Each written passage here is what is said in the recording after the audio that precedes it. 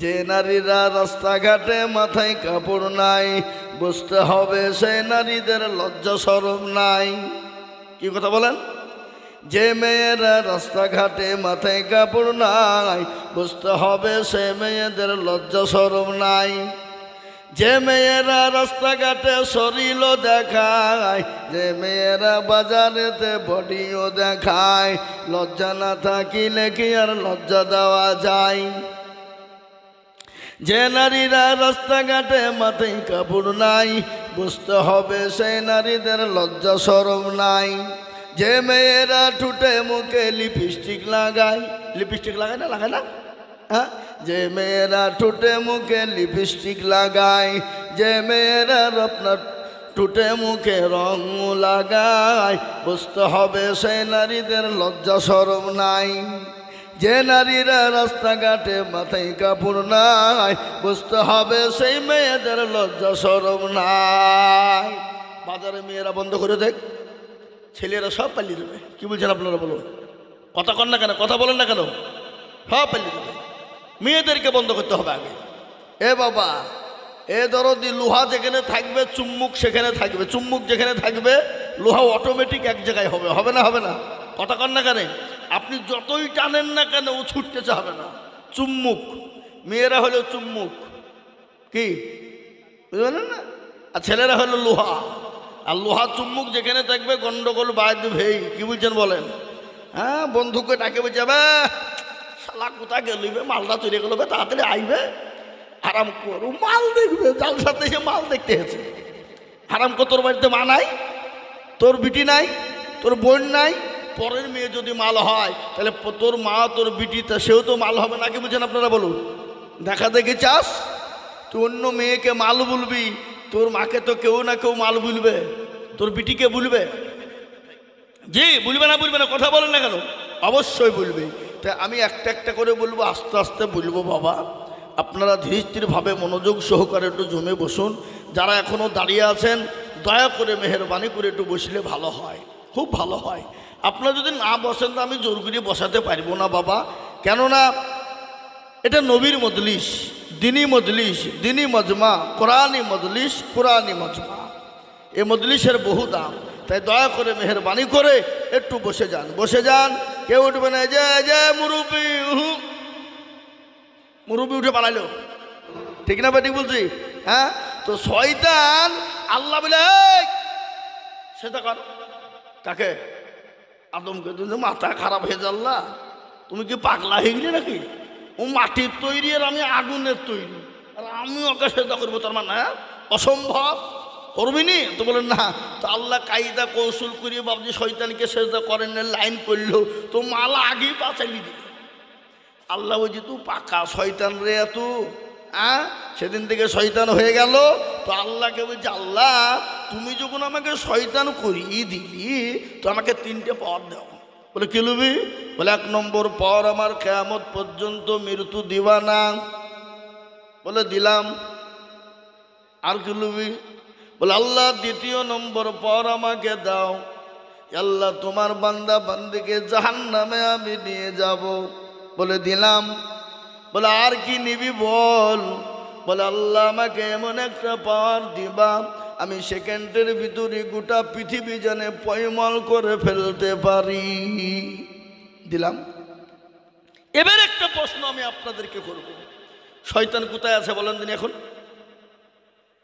কে বলতে পারবেন? না না, বাজারে নাই। কেন? যেখানে জালসা হয় সেখানে শয়তান থাকে না। এ বাবা, তার লাগি তো জালসায় এত ভিড়, আপনি বুঝতে পারছেন না? বাজারে ওরাও জানে যে বাজারে আজকে জালসা হচ্ছে, তার মানে শয়তান থাকবে না। বাজারে যে যাবে পারবি ঘুরে যা। আর আমাদের দেশে বাবা জালসা মানে মেলা, আর মেলা মানে এই যুবক আর যুবতীদের খেলা। ধরা পড়লে ধনঞ্জয়, না পড়লে এনজয়। নাকি বুঝেন আপনারা বলুন?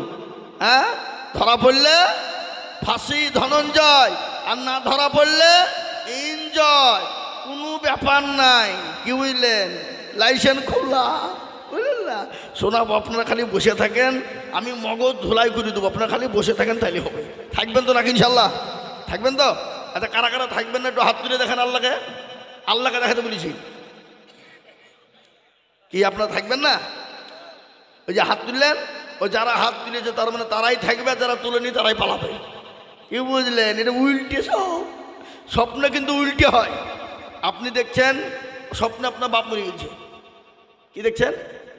স্বপ্নে দেখছেন আপনার বাপ মরে গেছে, কিন্তু ওইটা আপনি ঘরবেলা সকালবেলা দেখবেন অন্য কেউ মরেছে। উল্টে পাল্টা হয়, হয় না? হয় না? জোরে বলুন। এটা উল্টে, যারা হাত তুলে তারা কেউ পালাবে না, যারা তুলেনি সেই মালগুলা পালা নিয়ে লাইন করবে, কিন্তু পালাইতে গেলে কিন্তু বসিয়ে দেবো। জি, তো শয়তান এখন কোথায় আছে বুঝতে হবে আপনাদেরকে। এখনই আমেরিকায়। কোথায়? বড় লোকের দেশে, ক্যালিফোর্নিয়া। কোথায় বললাম? ক্যালিফোর্নিয়া। আজ 27 দিন ধরে আগুন জ্বলছে, আপনারা জানেন তো। কোথায়? আমেরিকা।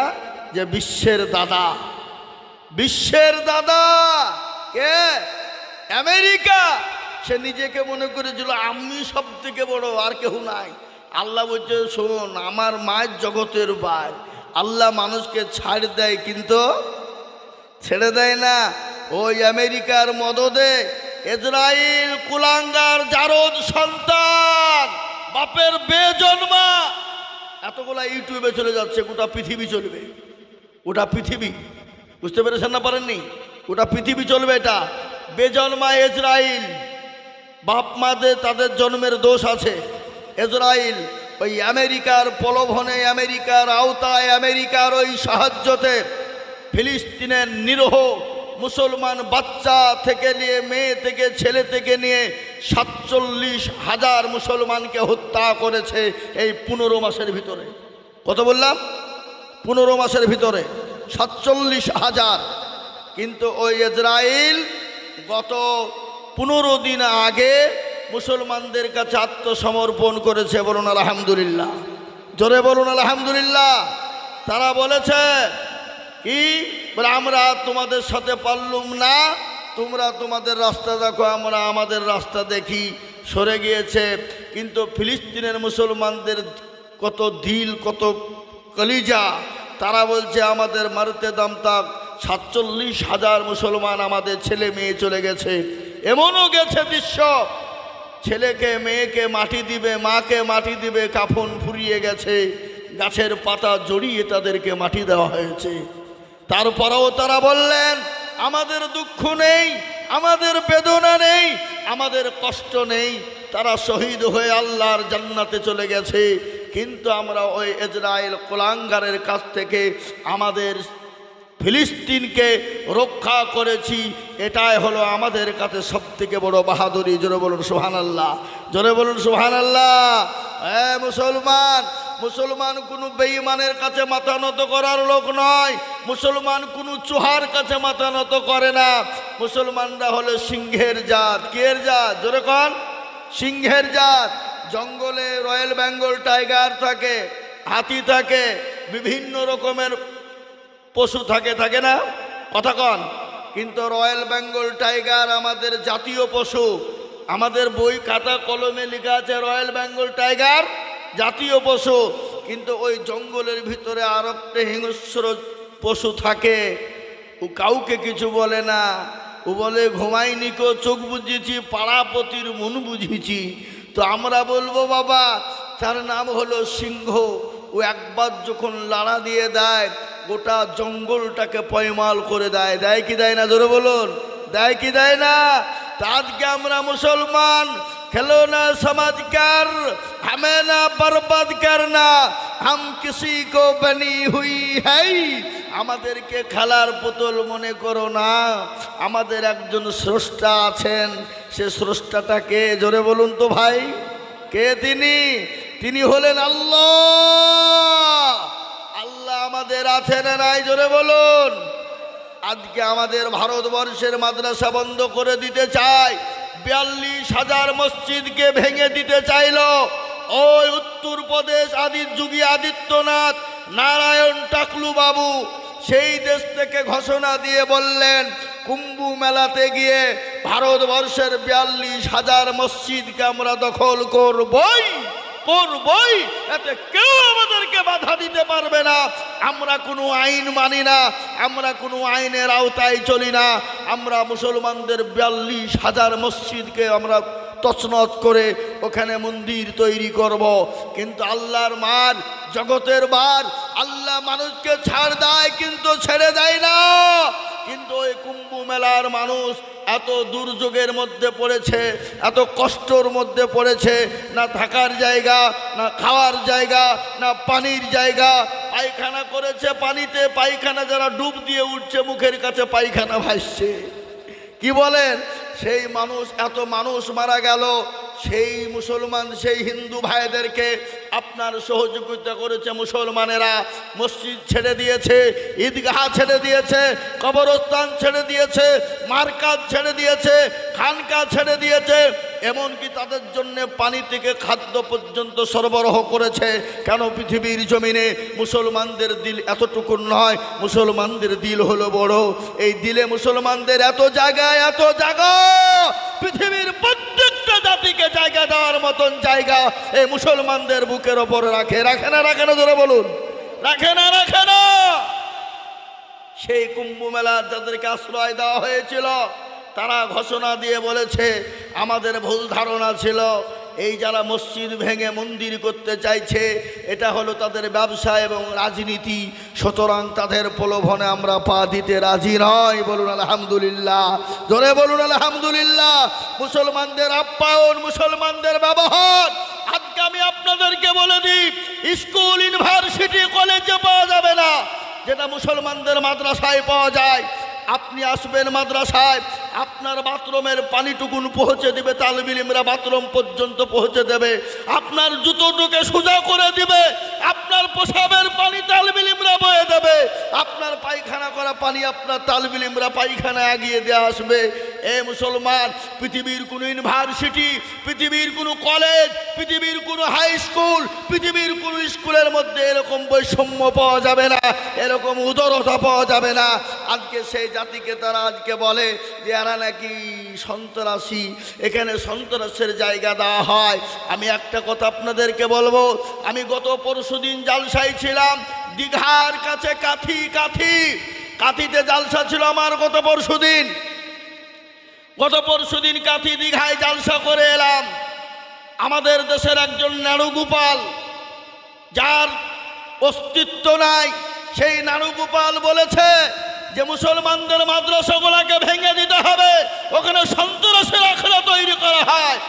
আমি নাড়ুগোপালকে বলবো, বন্ধু তুমি মাদ্রাসায় এসে মাদ্রাসার ভাত খেয়ে গেছো, মাদ্রাসার সবজি খেয়ে গেছো, মাদ্রাসার পানি পান করে গেছো, মাদ্রাসায় তুমি কোনোদিন একটা বটি খুঁজে পেয়েছো?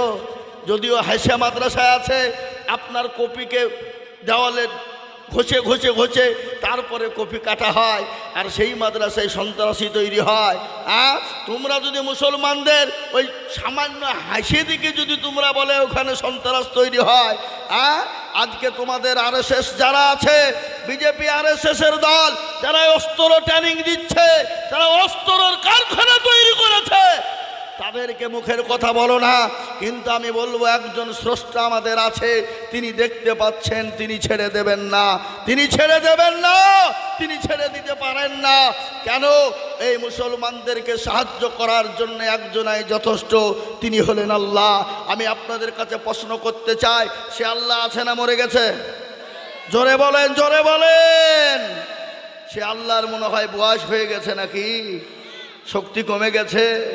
না, সে আল্লাহ ছিল, আছে, আগামীতেও থাকবে। বলুন ইনশাআল্লাহ। হাক্কান আলাইনা নাসরুল মুমিনিন। আল্লাহ বললেন, বান্দা মুমিন হয়ে যাও। আর মুমিনের জান, মালের, আবরু, ইজ্জতের দায়িত্ব কার? জোরে বলুন না কার? আল্লাহ। যে আল্লাহ বদরের প্রান্তে মুসলমানদের হেফাজত করেছিল না, করে নাই? কথা কন। লক্ষ লক্ষ কাফের, মুশরিক, ইহুদি, নাসারা, খ্রিস্টান, কাফেরের দল, লক্ষ লক্ষ, মাত্র 313 জন মুসলমান। কয়জন? 313 জন। বদরের প্রান্তে সাহাবারা ভয় খেয়ে গেলেন, কি হয়ে গেল এটা? এত লোকের মুঠে আমরা কিরকম করে মোকাবেলা করব, কিভাবে করব? তারা চিন্তায় চিন্তিত হয়ে গেল। দয়ার হাবিব, বিশ্ব নবী জনাবে মুহাম্মদুর রাসূলুল্লাহ, সকলে বলুন সাল্লাল্লাহু। আলাইহি ওয়াসাল্লাম তিনি সিজদায় পড়ে চোখের পানিকে ঝরিয়ে দিলেন। আল্লাহ বললেন, হে ফেরেশতা জিবরাইল, মোটেও বিলম্ব নয়, দেরি নয়, আমার হাবিবুল্লাহর কাছে গিয়ে তার চোখের পানিটুকুন মুছিয়ে দাও। মুছিয়ে বলো, নবী গো, আপনি টেনশন করবেন না, আপনি ঘাবড়াবেন না, আপনার ঘাবড়ানোর কোনো দরকার নাই, আপনি টেনশন মাত করুন, আপনার কোনো টেনশন নাই। আল্লাহ রাব্বুল আলামিনের ফেরেশতা বললেন, 1000, 2000, 5000 পর্যন্ত ফেরেশতা দিয়ে আজকে কাফের বেঈমানদেরকে নাস্তে নাবুদ করে তাদের আজকে ইসলামের বিরুদ্ধে ওঠার জন্যে, তাদেরকে ধ্বংস করে দেওয়ার জন্য আল্লাহর ফেরেশতাই যথেষ্ট। তাই আমি আপনাদেরকে বলবো, আজকে যারা মসজিদ মাদ্রাসা কেড়ে নিতে চায়, আজকে যারা ওয়াকফ সম্পত্তি কেড়ে নিতে চায়, আজকে যারা মুসলমানদের মাদ্রাসা মসজিদগুলোকে ভেঙে দিতে চায়, আমি তাদেরকে বলবো, তোমরা তৈরি থাকো, আল্লাহর বিচার অতি সত্বর আসবে, আসবে, আসবেই। আল্লাহর ঘরে তুমি হা দিবা আর আল্লাহ তোমাকে ছেড়ে দিবে, অত সহজ নয়। আল্লাহর ঘরকে তোমরা কখনো হা দিও না, ধ্বংস করতে যেও না, নিজেই ধ্বংস হয়ে যাবা। তাই বদরের প্রান্তে জাহাজ শুরু হয়ে গেল, 313 জন সাহাবা, আল্লাহু আকবার, জাহাদের ময়দানে জাহাজ শুরু হয়ে গেল। কাফের মুশরিকরা ময়দান ছেড়ে পালিয়ে যায়। তাদের বিবিরা বলে, ও স্বামী গো, তোমরা তো কাপুরুষ। বলে, কেন কেন? বলে, আজকে 313 জন মুসলমানদের ভয়ে, যাদের অস্ত্র নাই, যাদের লাঠি সুটা নাই, যাদের কোনো ক্ষমতা নাই, যাদের কোনো রকমের অস্ত্র নাই, আজকে তাদের ভয়ে 313 জন মুসলমানের ভয়ে ময়দান ছেড়ে তোমরা পালিয়ে যাও। তোমরা শাড়ি পরো, হাতে চুরি পরে তোমরা কাপুরুষের মতন ঘরের ভিতরে থাকো। সেই দিন কাফির বেঈমানরা বলেছিল, বিবি গো শোনো, ও বিবি কান করে শোনে নাও, আজকে দেখলাম বদরের প্রান্তে 313 জন মুসলমান নয়, গোটা ময়দানে যেদিকেই তাকাই শুধু মুসলমান আর মুসলমান। বলুন আলহামদুলিল্লাহ। যেদিকে তাকাই সেদিকে দেখি সাদা টুপি, সাদা পাঞ্জাবি আর দাড়ি, যেদিকে তাকাই দাড়ি আর টুপি আর পাঞ্জাবি, যেদিকে তাকাই কাফের বেঈমানরা ময়দান ছেড়ে পালিয়ে গেল। ইসলামের দামামা বেজে গেল, কলেমা দামামা বেজে গেল। বলুন আলহামদুলিল্লাহ। ও মুসলমান দরদি, সেই তারা হলো আমাদের উত্তরসূরি, আমরা তাদের পূর্বসূরি, আমরা তাদেরই জাত, আমরা তাদেরই একটা ভাগ। সুতরাং আমাদের সঙ্গে লড়তে যেও না, আমাদের ইসলাম নিয়ে তোমরা চিনিমিনি করো না, আমাদের মাদ্রাসা মসজিদ কুরআন নিয়ে চিনিমিনি করো না, আমার আল্লাহ সহ্য করবে না। করবে আল্লাহ, সহ্য করবে? জোরে বলুন। আজকে তাদের মেন টার্গেট কি জানেন? মেন টার্গেট হলো একটা, বলে মুসলমানদের যেন কোনো প্রকারে কোরআন বন্ধ করাই চাই। গোটা ভারতবর্ষ নয়, গোটা পৃথিবীর জমিন একদিকে হয়ে গেছে।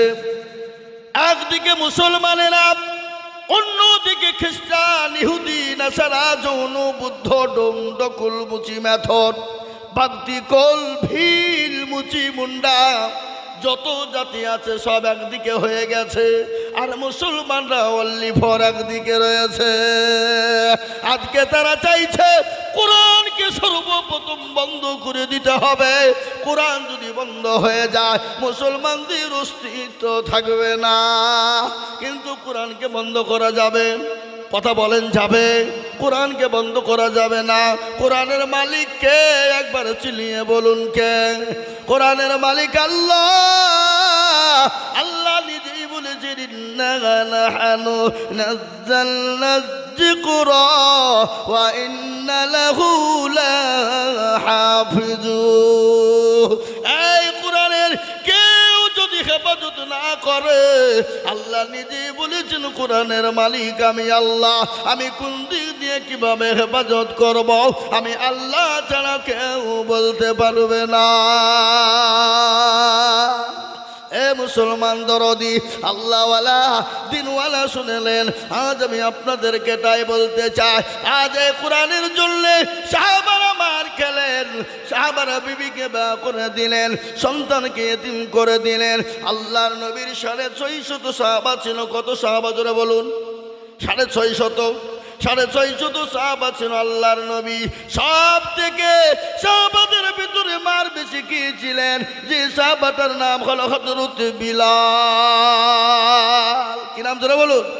বিলাল সব থেকে মার খেয়েছিলেন। ওই বিলালের ওপর এত অত্যাচার করা হয়েছিল, কাফির বিবান্না বিলালকে মরুভূমির প্রান্তে নিয়ে গেলেন, গরম বালিতে উলঙ্গ করে দিলেন, দুই পায়ে দুটো আপনার পাথর বেঁধে দিলেন, উট বেঁধে দিলেন, বুকের উপর দিয়ে আপনার পাথর চাপিয়ে দিলেন, মুখের ভিতর দিয়ে জিহ্বাকে টেনে বের করা হলো। বের করার পরে হযরত বিলালের জিহ্বার ভিতরে প্যারা খেনে দেওয়া হলো, জানে ওই বিলাল জানে আল্লাহর নাম জানে না নিতে পারে।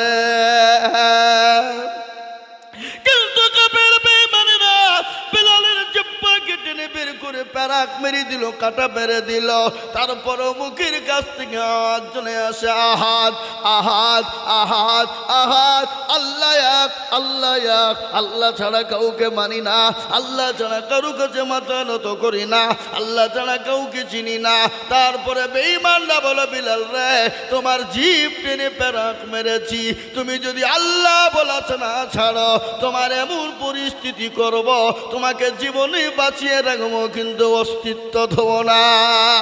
ওই বিলাল বলেছিল, বেঈমান কাফের মুশরিকের দলেরা শোনেলে, আমি বিলাল যতক্ষণ দুনিয়ার জমিনে বেঁচে আছি, আমি আল্লাহ তার রাসূল ছাড়া কোন পৃথিবীর কোন বেঈমানের কাছে মাথা নত করি নাই এবং কিয়ামত পর্যন্ত মাথা নত করব না। ওই বিলাল আল্লাহ নবীর এত প্রেমিক ছিলেন, আল্লাহ নবীকে এত ভালোবাসতেন। আল্লাহ নবী যেদিন দুনিয়া থেকে বিদায় হয়ে গেল, হযরত বিলাল তিনি ওখান থেকে বেরিয়ে মদিনা থেকে আপনার দামেস্কে চলে গেলেন, দামেস্কে চলে গেলেন। আসে নাই আসে নাই, 1 বছর 2 বছর 5 বছর 10 বছর কেটে গেল। বিশ্ব নবী বিলালকে ডাক দিয়ে বলো, বিলাল রে, ও বিলাল তুমি কি আসবে না? তুমি কি আমার কবর জিয়ারত করবে না? আমার কথা তোমার মনে পড়ে না? হযরত বিলালকে আল্লাহ স্বপ্নের মাধ্যমে নবী ডেকে নিলেন। মদিনার জমিনে নবীর কবর জিয়ারতের জন্য বিলাল আসলেন। আসার পরে মদিনায় পৌঁছে গেল। সমস্ত আপনার নবীর সাহাবারা বিলালকে দেখে আনন্দিত হয়ে গেল। মসজিদে নববীর যিনি মুয়াজ্জিন ছিলেন, সেই মুয়াজ্জিন বিলালকে দেখে আনন্দ হয়ে গেল। বলে, বিলাল ও নবীর মুয়াজ্জিন, তুমি মসজিদে মদিনায় আজান দাও। আবু বকর বললে আজান দাও, ওমর বলে আজান দাও, হযরত আলী বললেন আজান দাও, হযরত উসমান গনি রাদিয়াল্লাহু তাআলা আনহু বললেন আজান দাও। কিন্তু হযরত বিলাল বলে, না না, আজান দিব না। আমি কাকে আজান দিব? আমি কাকে আজান শোনাবো? যে আজান শুনে যে আমার নবী মসজিদে নববীতে নামাজ পড়তে আসতেন, ইমামতি করতে আসতেন, আজকে আমার নবী নাই, আমার আজান শুনে কে নামাজ পড়ার জন্য মসজিদে আসবে? এত নবীর প্রেমিক সমস্ত সাহাবাদের কথাকে অ্যাভয়েড করলেন, কথায় কিন্তু তাদের কোনো আপনার সাড়া দিলেন না। সাহাবারা নবীর লাতিফ হযরত হাসান হুসাইনকে ডাকা হলো। হাসান হুসাইন তিনি আসলেন। আসার পরে বিলালকে জড়িয়ে ধরে বললেন, ও নানার মুয়াজ্জিন, আজান দাও, আজান দাও। হযরত বিলাল বললেন, হযরত হাসান হুসাইনের শরীর থেকে নবী মুহাম্মদুর রাসূলুল্লাহ সাল্লাল্লাহু আলাইহি ওয়াসাল্লামের ঘ্রাণ পাওয়া যায়। বলুন আলহামদুলিল্লাহ। হযরত বিলাল আজান দিলেন, মদিনার মাটি থরথর করে কাঁপতে শুরু করে দিল। মদিনার ছেলেরা মেয়েরা, মদিনার আপনার ছোট ছোট বাচ্চারা, মদিনার মেয়েরা পর্যন্ত আপনার মদিনার মসজিদের দিকে দৌড়তে শুরু করে দিলেন। আজকে মনে হয় নবী এসেছে, আজকে মনে হয় নবী এসেছে, নবী এসেছে। আজকে বিলাল যখন মদিনায় আজান দিয়েছে, ও মুসলমান দরদি, ওই বিলাল আল্লাহ নবীকে আরো কত ভালোবাসতেন শোনেন। হাদিসের মধ্যে এসেছে, ওই ব্যক্তি সব থেকে বড় প্রিয়, সব থেকে আল্লাহর প্রেমিক বান্দা, নবীর প্রিয়।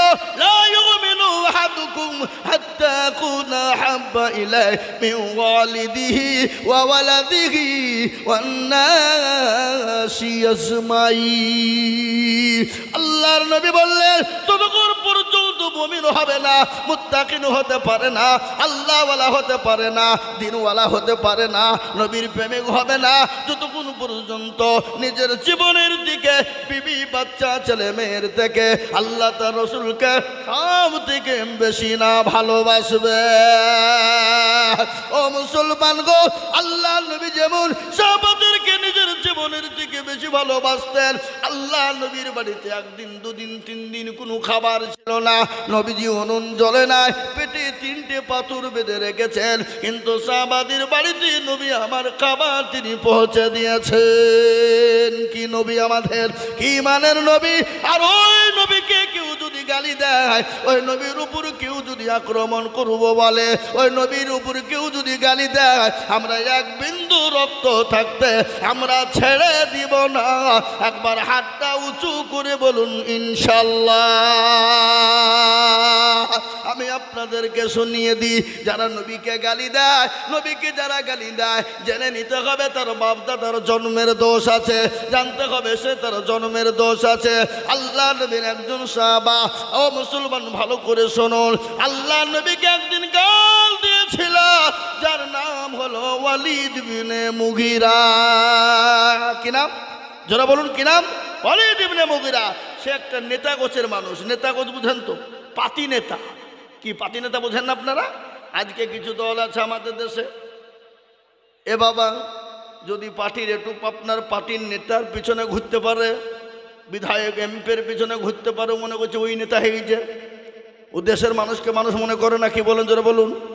হ্যাঁ, ও এমন তেমন হইলে শুধু বলে ভয় দেখায়, বলে তোকে জেলে ভরিয়ে দেবো, আমাকে ভরিয়ে দেবো, ওরা হইল পাতি নেতা। এ বাবা 2 দিন 4 দিন 5 দিন 1 বছর, তারপরে তার অস্তিত্ব খুঁজে পাওয়া যায় না। জোরে বলুন ঠিক না? আপনাদের দিকে সব নাই নাকি? আচ্ছা, পাতি নেতা বলে বাবা, ওদেরকে পাতি নেতা বলা হয়। ওরা আসবে? জীবনও আসবে না। আগো মা বোনেরা, তোমরা একটু সামনের দিকে আগে এসো না মা, জায়গা হচ্ছে না, বহু জায়গা, সামনের দিকে আগে এসো, জীবনও শুনবে না নাকি?